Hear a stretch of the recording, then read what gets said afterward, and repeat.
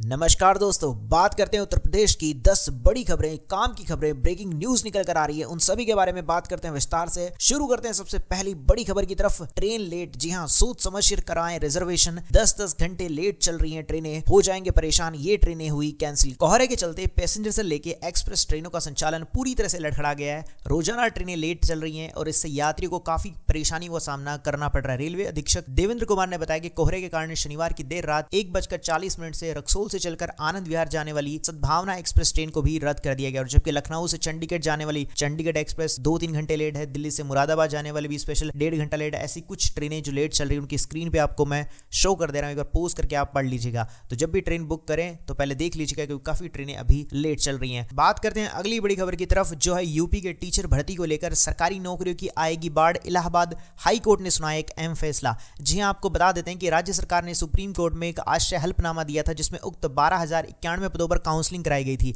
लेकिन बहुत ही कम अभ्यर्थी उसमें शामिल हुए थे उस काउंसलिंग में। तो अभ्यर्थियों की तरफ से कहा गया था कि राज्य सरकार ने ऐसी कोई काउंसलिंग नहीं कराई थी और फिर उस काउंसलिंग की कोई जानकारी भी उन्हें नहीं थी। तो इसको देखते हुए एक अहम फैसला ले दिया गया है कि यानी कि जो काउंसलिंग करवाई गई थी उसे वापस से करवाई जाएगी। तो 12,091 पदों के लिए एक नई सिरे से काउंसलिंग होगी जिसका विज्ञापन आएगा और जल्द ही जिन बच्चों ने या फिर जिन अभ्यर्थियों ने उस पेपर को पास किया था उनकी काउंसलिंग शुरू करवा दी जाएगी। बात करते हैं अगली खबर की तरफ जो निकल कर आ रही है। यूपी के शिक्षा मित्रों के लिए खुशखबरी, मानदेय बढ़ेगा। हाईकोर्ट ने सरकार को दिया है आदेश।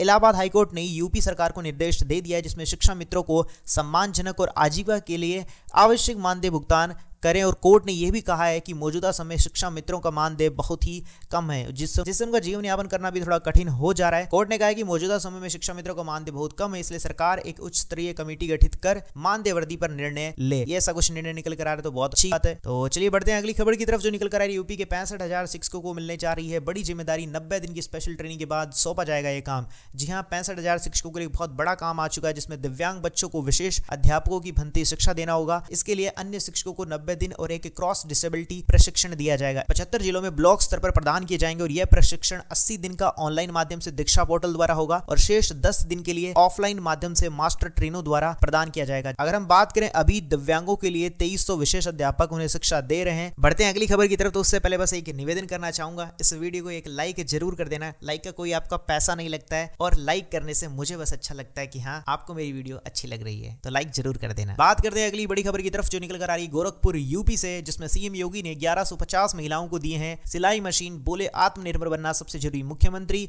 योगी आदित्यनाथ ने महिलाओं को स्वावलंबन का उपहार दिया। उन्होंने शनिवार को महाराणा प्रताप इंटर कॉलेज में सिविल लाइंस के परिसर में सुबह आयोजित समारोह में 1150 महिलाओं को मुफ्त सिलाई मशीन का वितरण किया और उन्होंने कहा देश की आधी आबादी की महिलाओं को सशक्त किए बिना हम भारत को सशक्त और समर्थ नहीं बना सकते। इसके लिए हमें एक सुरक्षित वातावरण प्रदान करना होगा और हमें उन्हें आत्मनिर्भर बनाना होगा। बात करते हैं अगली खबर की तरफ जो निकल कर आ रही है। राम मंदिर से रामलला की प्राण प्रतिष्ठा के लिए काशी से भेजी गई है हवन सामग्री। जाने क्या है खासियत। श्री रामलला की प्राण प्रतिष्ठा को लेकर पूरे शहर में, हर जगह पे, पूरे देश में धूम नजर आ रही है। 22 जनवरी को अयोध्या में श्री राम मंदिर का उद्घाटन को लेकर इस दिन हर कोई इसको नया बनाने में, नया कुछ करने में लगा है और इसी बीच काशी से प्राण प्रतिष्ठा के लिए हवन सामग्री भी भेजी गई। बताया गया कि प्राण प्रतिष्ठा के लिए कई सारी सामग्रियां भेजी गई जिसमें रामलला के अलग अलग मौसम के अनुसार वस्त्र हैं, 1100 कलश हैं, यज्ञ पात्र है, अरणी, मथा, शखा, चक्र, गदा, पद्म और 51 प्रकार की औषधियां और काफी सारी चीजें सामग्री के अंदर भेजी गई है। बढ़ते हैं अगली खबर की तरफ जो निकल कर आ रही है। वृंदावन से द्वारिकाधीश मंदिर में मोबाइल प्रयोग नहीं कर सकेंगे श्रद्धालु। देखिए अब क्या नई व्यवस्था हो गई है। जी हां, वृंदावन में द्वारिकाधीश में अब श्रद्धालु अपना मोबाइल को इस्तेमाल नहीं करेंगे, उस पर पूरा प्रतिबंध लगा दिया गया है। अब उसके अंदर आप कैसे अपने फोन को लेकर जाएंगे उसके लिए भी एक नियम बनाया गया है। उसके अंदर क्या किया गया है, जितने भी फोन है सारे के सारे फोनों को आपको पैक कर दिया जाएगा और मोबाइल को एक विशेष पाउच में लॉक करने के बाद ही आपको प्रवेश दिया जाएगा। श्रद्धालुओं के पैक मोबाइल मंदिर से निकलते समय गेट पर तैनात कर्मचारियों द्वारा QR कोड स्कैन में खोले जाएंगे। इससे दर्शन के दौरान श्रद्धालु मोबाइल को इस्तेमाल नहीं कर सकेंगे। और आपको बता देते हैं ट्रायल के लिए अक्टूबर माह में श्री बांके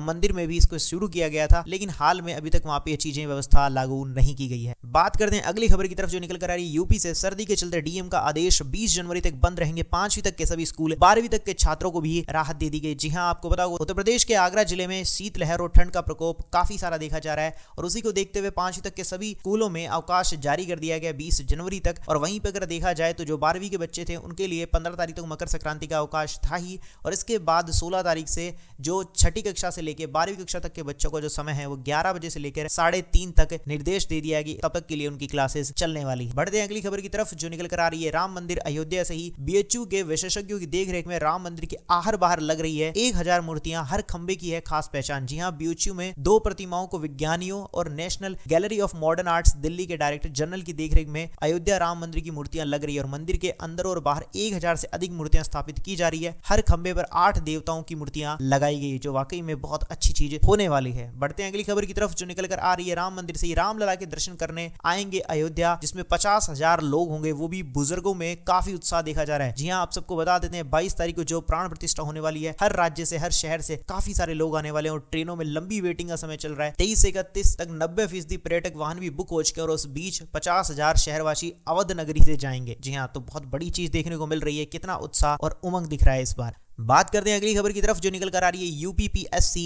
यानी कि पीसीएस 2024 की प्रारंभिक परीक्षा 17 मार्च को, और आयोग ने जारी कर दिया इसका कैलेंडर। आयोग की ओर से जारी किए गए कैलेंडर में 16 परीक्षाएं शामिल की गई है, जिसमें कैलेंडर संकेत दे रहा है कि आयोग एक साल में 2 परिणाम जारी करने की तैयारी में है और पीसीएस 2024 के तहत 220 पदों पर भर्ती के लिए ऑनलाइन आवेदन की जो प्रक्रिया है वो 1 जनवरी से ही शुरू हो सके। जिन्होंने नहीं किया अप्लाई वो जरूर कर लीजिएगा, बाकी एक बार कैलेंडर जरूर चेक कर लीजिएगा। बढ़ते हैं अगली खबर की तरफ निकल कर आ रही है श्री राम मंदिर से लेकर श्री राम मंदिर सर्किट से जुड़ेगा आजमगढ़, चित्रकूट और वाराणसी एयरपोर्ट। अगले महीने में शुरू हो जाएगी पहली उड़ान। आपको बता देते हैं अगले महीने से आजमगढ़ और चित्रकूट के बीच में पहली विमान सेवा को शुरू कर दिया जाएगा और रामलला की प्राण प्रतिष्ठा के साथ ही श्रद्धालुओं की बढ़ती संख्या को देखते हुए इस हवाई सेवा को और बेहतर बनाया जा सकेगा। सच में जैसे ही राम मंदिर के अंदर जब प्राण प्रतिष्ठा हो जाएगी तो श्रद्धालु काफी बढ़ जाएंगे, तो उनके लिए इन चीजों की सुविधाओं को और बढ़ा दिया गया है। तो ये थी उत्तर प्रदेश की सभी बड़ी खबरें, बड़ी ब्रेकिंग न्यूज। आपको ये वीडियो कैसी लगी मुझे कमेंट सेक्शन में जरूर बताइएगा और इस वीडियो को लाइक जरूर कर दीजिएगा और चैनल को सब्सक्राइब नहीं किया तो करके सब्सक्राइब, घंटी के निशान को जरूर दबा दीजिएगा। मिलेंगे अगली वीडियो में, तब तक के लिए जय श्री राम, जय हिंद, वंदे मातरम।